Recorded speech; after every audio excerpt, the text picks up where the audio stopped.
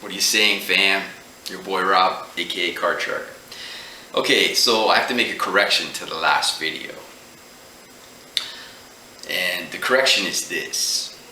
When the story of Golden Nugget putting unshuffled baccarat decks into the shoe and dealing them out, the papers never mentioned that the deck was already sorted, but not sorted in a sequential order like ace, deuce, three. It was some other pre-sorted, non-random, reoccurring pattern, okay? And what happened was, about every 14 hands, the pattern would repeat. So the players at the table, one of the sharp gamblers realized, hey, whoever wins, let's say, for example, hand 1 was banker, okay? That means the winner of hand 15 would be banker. The winner of hand 2, let's say, was player. Then the winner of hand 16 would be player. Let's say that the third hand was a tie. Then the 17th hand would be a tie. And so on and so forth. So he recognized the pattern, started betting appropriately, started winning. Others realized he was winning and just started following him. And then perhaps they realized the pattern on their own scorecards. So back in those days, there wasn't an electronic scoreboard for the management to see, but the players were using manual scorecards to keep track. And that's why they knew the pattern and the management didn't. So that explains a lot. And then the reason some players got paid and some didn't is some of the players at the table got nervous. They've heard stories about how the casino operates, like how they might refuse to pay you. So they got up enough and then they simply got out of the seat, went and cashed out. So something like 400,000 or 500,000 got cashed out. The other players remained and kept playing for the whole 41 streak run. And now you have a problem, because winning 41 hands in a row is reasonable suspicion for cheating. And so now the casino didn't want to pay, which is fine. The first part is fine. The other part of the story was apparently they roughed up some of the players. They went into their hotel rooms, held them, this is allegedly, of course, allegedly held them against their will for 8 hours, did repeated searches of the room looking for technology that would help them cheat, etc., etc. So there's a lot of lawsuits, and this took place at the Golden Nugget, Atlantic City. They sued the Jamaco playing card company who sent them unshuffled decks, and I don't know the result of these things tend to settle out of court with non-disclosure agreements, so you kind of don't know what happened. But what was interesting, the first time it went to court, when the players were suing to get their money back, the judge ruled that the casino did not have to pay the players. And in fact, the players that had already been cashed out needed to pay the money back. And the reasoning was it's illegal to deal baccarat from unshuffled decks. So it's an illegal game, and therefore the players didn't have to be paid. That was the rule. And of course that got appealed. And so my point with the whole story was, blind trust is the same thing as stupidity. When you put in unshuffled decks and you tell the players, just trust us, all the cards are there, trust us, they've been shuffled in a random way. And we already know they can do whatever they want, because the video showed that Jamaco Playing Card Company sent those decks to the Atlantic City Golden Nugget unshuffled in a pre-sorted way with a recurring pattern happening. And the casino wasn't wise to that. And the checks and balances at the factory didn't stop that from occurring. So I'm just saying you're putting a lot of trust. And when you put trust in an organization or in a person, you're vulnerable. You can be exploited. You can be manipulated. So you got to be very careful who you put your trust into. And so what I was getting at, putting blind trust is the same thing as fucking stupidity. You got to pick and choose who you trust. So for example, do I trust the government? No, fuck, I don't trust the government. If I trusted the government, explain all the fraud, waste, and abuse. How did that occur? Yeah, exactly. Do I trust the media? No, I don't trust the media. What did Tucker Carlson say about the media? Guy who was in the media. Guy who was working at Fox at the time with the #1 news show on network television. You know what he said on a podcast? And think about this, is there any reason Tucker got let go? He said on the podcast, the media is not there to inform you. It is to control you. It is a control apparatus. Those are his words. And if you don't believe that stuff, I suggest you look up Operation Mockingbird. And I wouldn't look it up at Wikipedia, because Wikipedia, the edits have been traced back to FBI computers, CIA computers. They control the narrative. And on the social media, they got all these spam bots, you understand? And they make you think they're real people, but they're just fake ass accounts. It's to control the narrative. And so, do I trust the AI? Well, what does Elon Musk say about the AI? He says the AI is programmed to lie.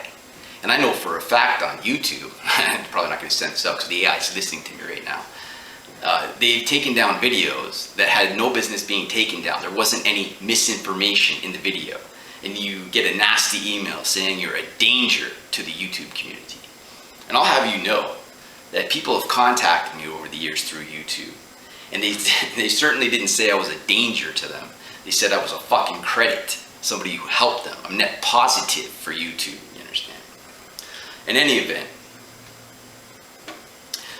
my point was, just don't exercise blind trust. Be careful who you're trusting. Now, with that said, do I think there's any danger playing pre-shuffled decks at a baccarat table? And the answer is no. I don't fear it at all. I think they're dealing a fair game. I don't think there's any kind of cheating going on. So if I'm going to say it, that's what I'm feeling. But if I had a choice between playing with a dealer manually shuffling and washing the cards, then of course I'm taking that game instead of these pre-shuffled decks. I also want to point out some other things. And I told you already that money management techniques on a negative expectation game is not going to work, or things like triggers, they don't work, or betting progressions, things like that. But there's another strategy with baccarat where how do you pick what you're going to bet on, right? So one of the things is follow the shoe. Okay, you follow the shoe. Whoever won last time, you bet on it. And the reasoning being, if there's a run, you're in on the run. So if one side wins consecutively, you're in on it. If it goes banker, banker, banker, banker, banker, you're in on it because you're following the shoe. The problem with doing that is, of course, the chop. Any baccarat player can tell you that. If you're following who won last time and it alternates banker, player, banker, player, banker, you're losing every single time. So some Einstein came up with, why not bet time before last? If you do that, you're winning on the chop and you're winning on the runs. You got the best of both worlds. Except you're going to start losing when it double chops, player, player, banker, banker, player, player, banker, banker. Then you lose. So it doesn't matter what side you pick, you're still going to lose. You understand? There's negative expectation in the game. You're not going to overcome it with these techniques. Now, according to our fanboy, right? He says, the runs don't occur like they used to. There's no long runs anymore on these pre-shuffle decks. If that were true, anybody could beat the game. Are you kidding me? Christopher Mitchell be all over that game. You do his Mitchell Gale. Think about it. Let's say, for the sake of argument, there are no more runs with these pre-shuffle decks. The most a run will ever occur is 5 times. Well, in our Golden Nugget example, it was a $10 to $5,000 betting limit. So you start with $250 bets. And if it loses, then you bet $500. Loses, bet $1,000. Loses, bet $2,000. Loses, bet $4,000. The next one we know is going to win because no one ever loses 6 times in a row. And the reason you're not going to lose 6 times in a row, you're going to pick a side, obviously. So let's say you pick player. We know player cannot lose 6 times in a row. Now player's already lost 5 times in a row. So we know we're winning the next time. So now you bet the table max, 10,000. That's a grand martingale, or what CM calls a Mitchell Gale. You cannot lose. So do I think the runs do not occur in these pre-shuffled decks on the baccarat tables? Fuck no, they have to occur. Otherwise the martingalers would fucking destroy the table, you understand? So these people come up with excuses, and winners, they don't come up with excuses, you understand? Now his next thing he's on is he posted a few days ago on his channel, because he hasn't been really making videos. Last video I saw, he did a live stream and then he immediately pulled it. He was talking about God and how he didn't believe in God. He believes in some kind of cosmic energy, and he immediately pulled the video. And I haven't seen anything since. But a post came up, and the post was about Again, I find this guy interesting when he's talking. I mean, I'm not saying I believe the guy. I just find his thought process interesting. So he was looking at a baccarat board. I think he's in Foxwoods at the time. He's looking at some baccarat electronics score table for the baccarat, and a message popped up on the screen. And it said, eye calibration in use. And he's like, guys, they're using the technology to beat us.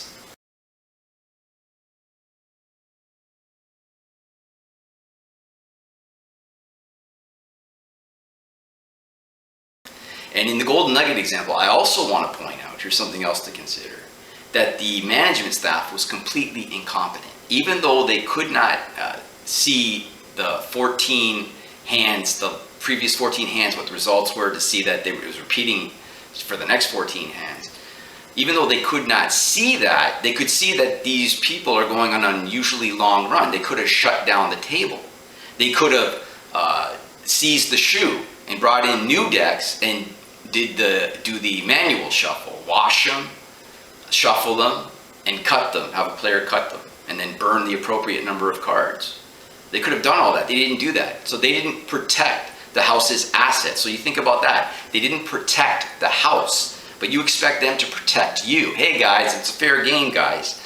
You know, these cards have been pre-shuffled, guys. It's all good, guys. If you want to fucking go on blind faith, just watch people take the fuck advantage of you. Okay? That's the lesson of today. Thank you for watching.